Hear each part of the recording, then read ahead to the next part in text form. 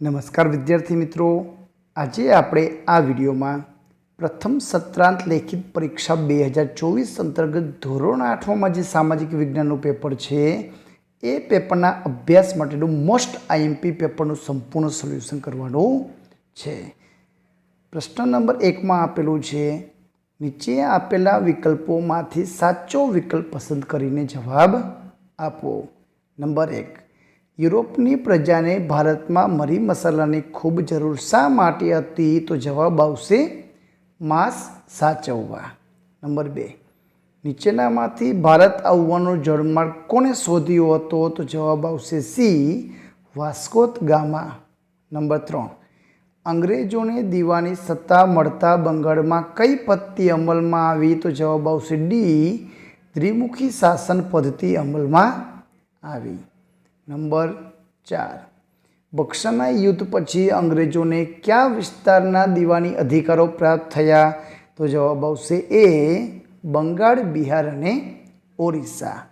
Number 5, Dutch લોકો ક્યાંના વતની હતા? તો જવાબ આવશે હોલેન્ડ। વિદ્યાર્થી મિત્રો, પ્રશ્ન નંબર 2માં આપેલું છે, નીચેના પ્રશ્નના સવિસ્તાર જવાબ લખો।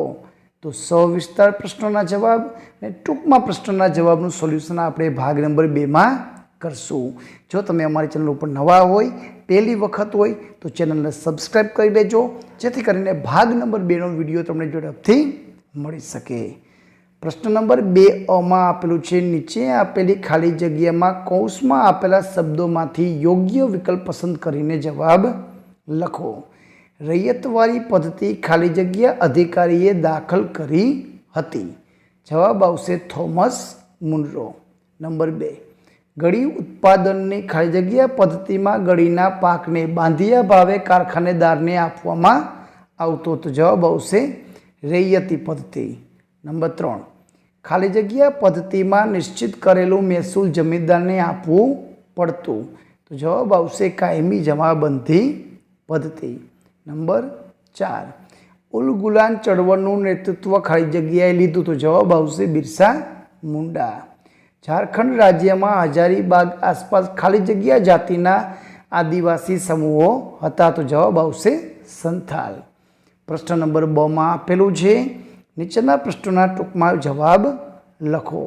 કાયમી જમાબંધી પદ્ધતિમાં ખેડૂતોનું શોષણ કેવી રીતે થતું તે સમજાવો। તો ટૂંકમાં જવાબનું સોલ્યુશન આપણે ભાગ નંબર 2માં કરશું। પ્રશ્ન નંબર 3માં આપેલું છે, બંધ બેસતા જોડકા જોડો, વિભાગ અ અને વિભાગ બને જોડવાનો છે। તો 1857ના સ્વાતંત્ર્ય સંગ્રામનું તત્કાલીન કારણ કયું હતું? જવાબ આવશે બી, ચરબીવાળા કારતૂસ। 1857ના સ્વાતંત્ર્ય સંગ્રામના પ્રથમ શહીદ કોણ હતું? તો જવાબ આવશે ડી, મંગલ પાંડે। બિહારના સ્વાતંત્ર્ય સંગ્રામના નેતા કોણ હતું? તો જવાબ આવશે એ, બિહારમાં કુંવરસિંહ। લખનૌના સ્વાતંત્ર્ય સંગ્રામના નેતા કોણ હતું? તો જવાબ આવશે ઈ, બેગમ હજરત મહલ। આગળ જોઈએ, પ્રશ્ન નંબર 2માં ટૂંકમાં ઉત્તર છે, તેનું સોલ્યુશન ભાગ નંબર 2માં કરશું। પ્રશ્ન 4માં આપણને ખરા ખોટા વિધાનો આપણને પૂછવામાં આવેલા છે। નંબર 1, ફોર્ટ વિલિયમ કિલ્લો પાછળથી કોલકાતા શહેર તરીકે વિકાસ પામ્યો? તો જવાબ આવશે સાચું। નાગપુર શહેર ભારતનું માન્ચેસ્ટર કહેવામાં આવે છે? તો જવાબ આવશે ખોટું। મુગલ યુગમાં સુરત પૂર્વ ભારતનું મહત્વનું વાણિજ્યક કેન્દ્ર હતું? તો જવાબ આવશે ખોટું। ભારતમાં સૌપ્રથમ કાપડ મિલ ઈસવીસન 1854માં મુંબઈમાં શરૂ થઈ? તો જવાબ આવશે સાચું। નવી દિલ્હીમાં લાલ કિલ્લો, ચાંદની ચોક, ફૈઝ બજાર, જામા મસ્જિદ આવેલા છે? તો જવાબ આવશે સાચું। એના પછીના પ્રશ્ન ટૂંકમાં ઉત્તર છે, રેલવેની શરૂઆત, સુરતમાં કેવો વિકાસ થયો અને ગામડા સાથી ભાંગી પડ્યા? ટૂંકમાં પ્રશ્નનું સોલ્યુશન ભાગ નંબર 2માં કરશું। મને ઓળખી મારું નામ બતાવો। હું કુદરતી રીતે મળી આવતું તેમજ કોઈ પણ પ્રક્રિયા વિના ઉપયોગમાં લઈ શકાય તેવું સંસાધન છું? તો જવાબ આવશે કુદરતી સંસાધન। હું સમગ્ર વિશ્વમાં જવલ્લે જ એક જ જગ્યાએથી મળી આવતું સંશોધન? તો એને એકલ સંશોધન કહેવાય। નંબર 3, હું મર્યાદિત સ્થાનો પરથી જ પ્રાપ્ત થાઉં છું? તો વિરલ સંસાધન કહેવાય। હું પૃથ્વીનો સપાટીનો 29% ભાગ રોકું છું તો મૃદાવરણ. હું એક વખત વપરાયા બાદ નજીકના ભવિષ્યમાં ફરીથી નિર્માણ શક્ય નથી તેવું સંસાધન તો પુનઃ અપ્રાપ્ય સંસાધન. મારા લાંબા ગાળાના વપરાશથી જમીનની ગુણવત્તામાં ઘટાડો થાય છે તો રાસાયણિક ખાતર અને જંતુનાશક દવા બંને જવાબમાં આવી શકે. પ્રશ્ન 6માં સવિસ્તાર ઉત્તર. પ્રશ્ન 7માં આપણને વર્ગીકરણ આપેલું છે. પવન ઉર્જા ઉત્પન્ન કરનારા અગ્રગણ્ય દેશ અને ભરતી ઉર્જા ઉત્પન્ન કરનારા અગ્રગણ્ય દેશ એનું વર્ગીકરણ કરવાનું છે. તો અહીં નામ આપેલા છે. એમાંથી ડેનમાર્ક, સ્પેન અને જર્મની ત્રણેય દેશ છે પવન ઉર્જામાં અગ્રેસર છે, જ્યારે ફ્રાન્સ અને રશિયા છે એ ભરતી ઉર્જા ઉત્પન્ન કરનારા દેશોમાં અગ્રેસર છે. દુનિયાની રેખાંકિત નકશામાં નીચેના આપેલી વિગતો દર્શાવો. આપણે ભાગ નંબર 2માં સોલ્યુશન કરશું. ટૂંકમાં ઉત્તર ભાગ નંબર 2. પ્રશ્ન નંબર 9 આપેલું છે નીચેની ખાલી જગ્યાઓ પૂરો.